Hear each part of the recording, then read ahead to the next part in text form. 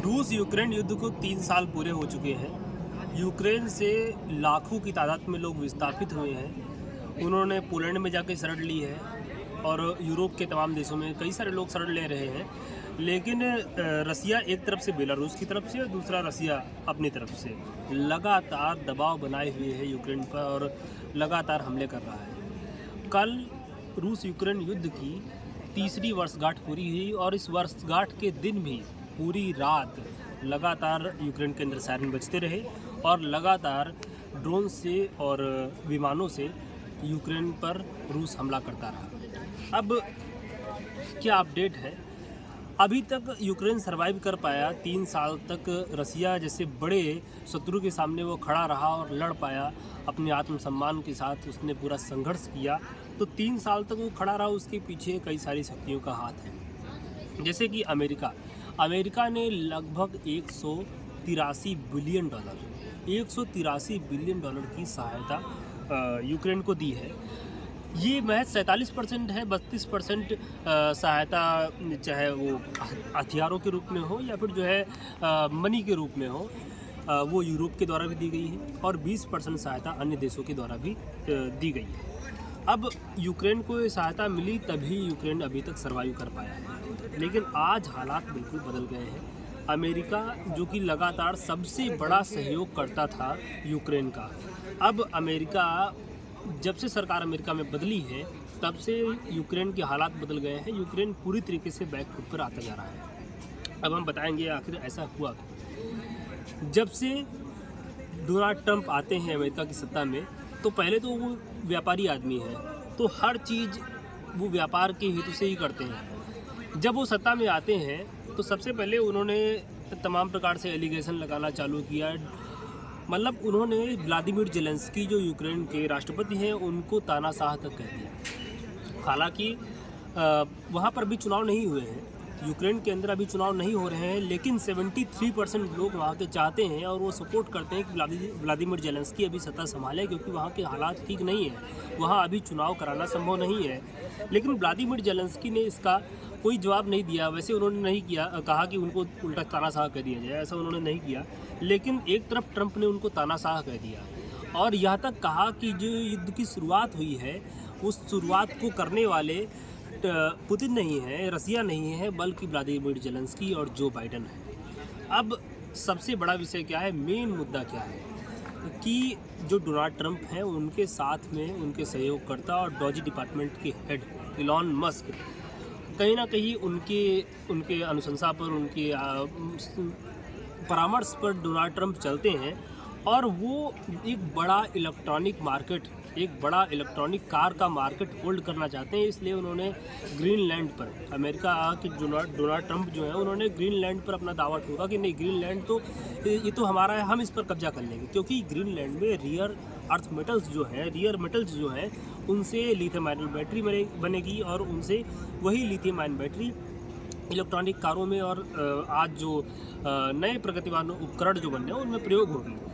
तो एक तरफ तो वो कहते हैं कि ग्रीनलैंड हमारा है, फिर डेनमार्क ने कहा कि ग्रीनलैंड डेनमार्क का हिस्सा है और यूरोप के तमाम देशों ने कहा कि हम उसमें सेना भेज देंगे। अब डोनाल्ड ट्रंप ने कहा कि जो 185 बिलियन डॉलर की जो सहायता अमेरिका के द्वारा जो यूक्रेन को दी गई, इसके बदले लगभग 500 बिलियन डॉलर के रियर अर्थ मेटल जो कि यूक्रेन के अंदर हैं, वो मेटल्स यूक्रेन दे अमेरिका के दस्तावेजों पर हस्ताक्षर करें और अमेरिका को वहाँ माइनिंग करने की अनुमति दे। तो यहाँ पर व्लादिमीर जेलेंस्की ने कह दिया कि मैं ऐसे किसी भी दस्तावेज पर हस्ताक्षर नहीं करूँगा जिसका खामियाजा, जिसका भुगतान हमारी आने वाली 7-8 पीढ़ियों को उठाना पड़े। अब वहाँ पर एक महत्वपूर्ण बात ये है कि अमेरिका और रसिया की जो मुलाकात होती है सऊदी अरब के अंदर, उसके बाद भी कोई जो है कोई समाधान नहीं निकल पाया है। अब यूनाइटेड नेशन की मैं एक बात बताता हूँ। यूनाइटेड नेशन की जो जनरल असेंबली है उसमें एक रेगुलेशन लाया जाता है, पीस रेगुलेशन लाया जाता है यूरोप के द्वारा, और उसमें रसिया को मेन दोषी ठहराया गया और विक्टिम के रूप में यूक्रेन को प्रस्तुत किया गया। अब अभी तक अमेरिका लगातार वित्तीय रूप से एक तो हेल्प कर ही रहा था यूक्रेन की, और तमाम प्रकार से राजनीतिक रूप से भी बहुत मदद कर रहा था यूक्रेन की। अब यहाँ पर चौंकने वाली बात ये आती है कि जब यूनाइटेड नेशन की जनरल असेंबली में जब एक पीस रेजोल्यूशन लाता है रसिया के खिलाफ, तो उसमें 93 देशों, जो 193 देश हैं उसमें से 93 देशों ने तो समर्थन किया, ये बिल पास हो गया, ये रेजोल्यूशन पास हो गया। लेकिन 18 देशों ने, जिन 18 देशों ने इसका विरोध किया, उसमें रसिया, नॉर्थ कोरिया, इजराइल, बेलारूस के साथ अमेरिका भी था। अमेरिका ने रसिया के समर्थन में वोट किया है, अब्सटेन भी नहीं किया है, अमेरिका ने रसिया के समर्थन में वोट किया है। ये एकदम चौंकाने वाली, हतप्रभ करने वाली बात है। एकदम यहाँ पर रसिया के प्रति अमेरिका का स्टैंड एकदम बदलता हुआ दिख रहा है।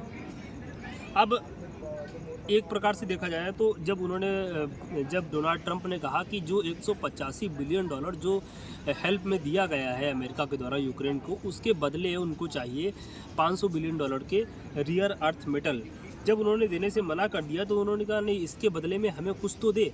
लेकिन अब हम बात करते हैं कि आखिर ये 185 बिलियन डॉलर का क्या है।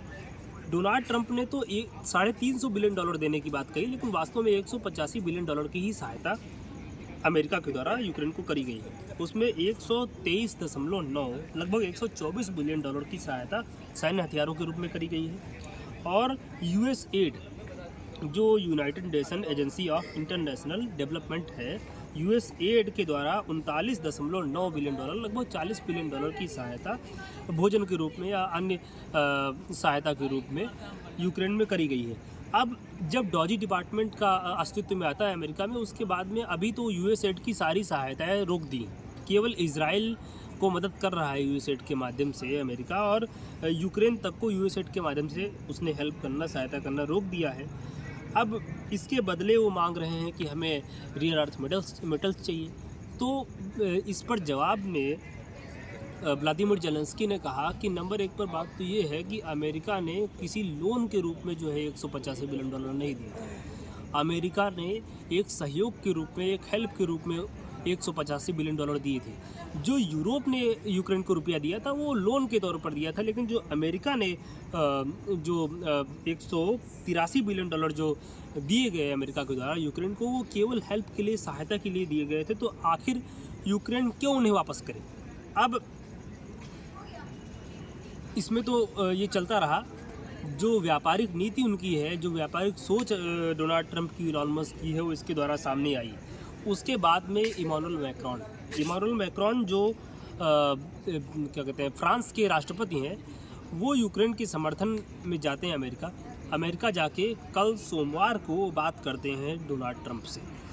तो बात करते हुए उन्होंने कहा, देखिए शांति समझौता होना चाहिए, और उन्होंने ये भी प्रेस वालों को, मीडिया को ये भी आश्वासन दिलाया कि 2-3 हफ्तों में, 2-3 सप्ताह में युद्ध रुक भी सकता है। लेकिन उन्होंने एक बात कही कि डोनाल्ड ट्रंप से एक बात कही कि शांति समझौते का मतलब यूक्रेन का आत्मसमर्पण नहीं होना चाहिए। मतलब शांति समझौता तब नहीं होना चाहिए कि यूक्रेन को आपने हर प्रकार से सहायता रोक दी, यूक्रेन ने हार मान ली और शांति समझौता स्थापित हो गया। ऐसे नहीं होना चाहिए। शांति समझौते का मतलब दोनों के द्वारा अपनी अपनी सेनाएं वापस करना, और अब यूक्रेन की सेना तो अब रसिया में बची भी नहीं है। तो शांति समझौते का मतलब यूक्रेन के द्वारा आत्मसमर्पण नहीं होना चाहिए, और दूसरी बात, यूक्रेन की सुरक्षा की गारंटी होनी चाहिए। शांति समझौता ऐसा होना चाहिए कि दोबारा 2014 के बाद में 2020 में रसिया ने अटैक किया था, लेकिन अब ऐसा नहीं होना चाहिए कि 2025 में अगर ये शांति समझौता स्थापित भी हो जाता है तो दोबारा रसिया अटैक कर दे, ऐसा नहीं होना चाहिए। लेकिन ट्रंप ने क्या कहा है? ट्रंप ने कहा है कि शांति सुनिश्चित करने की लागत और बोझ केवल अमेरिका नहीं बल्कि यूरोप को भी उठाना होगा। ट्रंप कह रहे हैं कि यूरोप को भी जो लागत लगेगी उसमें यूरोप को भी साझेदार होना पड़ेगा। इसके बाद में गुरुवार को ब्रिटिश के प्रधानमंत्री कीर स्टारमर भी हैं, वो अभी कीर स्टारमर भी अमेरिका जाने वाले हैं, वो भी व्हाइट हाउस में ट्रंप से बात करेंगे। अब इस पे आगे क्या निष्कर्ष निकलता है ये देखने योग्य होगा। एक तरफ से हम मोटा मोटी बात ये कह सकते हैं कि जब से ट्रंप आए हैं, अमेरिका का जो एक्सट्रीम झुकाव जो यूक्रेन की तरफ था, यूक्रेन के प्रति था, वो अब रूस के प्रति होता जा रहा है। यूनाइटेड नेशंस जो अमेरिका है उसने पहले तो जो G7 है, G8 हुआ करता था, उससे रसिया को हटा के वो G7 बनाया गया था। अब G7 में जो यूक्रेन का समर्थन करने के लिए जो रसियन अग्रेशन नाम का जो शब्द प्रयोग होता था, अमेरिका ने इस पर भी रोक लगा दी है कि आप रसियन अग्रेशन शब्द प्रयोग नहीं कर सकते। एक बार तो डोनाल्ड ट्रंप कहते हैं कि नहीं, ये रसिया ने वॉर शुरू ही नहीं करी, ये तो व्लादिमीर जेलेंस्की ने और जो है जो बाइडन ने शुरू करी। बाद में उन्होंने इस बात से वो पीछे बैठे, उन्होंने कहा नहीं, रसिया ने शुरू करी। लेकिन ये समझौता कैसा होता है, इसमें अमेरिका अपने व्यापारिक हित भी साधने की कोशिश कर रहा है। उसको रेयर मेटल्स चाहिए और रेयर मेटल्स के पीछे कहीं ना कहीं यह भी हो सकता है कि उनको रेयर मेटल्स चाहिए ताकि जो है इलॉन मस्क जो है जो टेस्ला अब इंडिया में भी आने की सुबगाहट मिल रही है, ताकि टेस्ला एक बड़े पैमाने पर लिथियम आयन बैटरी बनाकर इलेक्ट्रॉनिक कार मार्केट में एक बड़ा साझेदार बने। तो इसके पीछे पूरे के पूरे अमेरिका की व्यापारिक हित हैं। ये युद्ध रुकता है और इस पर क्या क्या आगे पहल होती है, क्यों स्टॉर्मर जाते हैं, उसका क्या हल निकलता है, हम सब देखेंगे। धन्यवाद।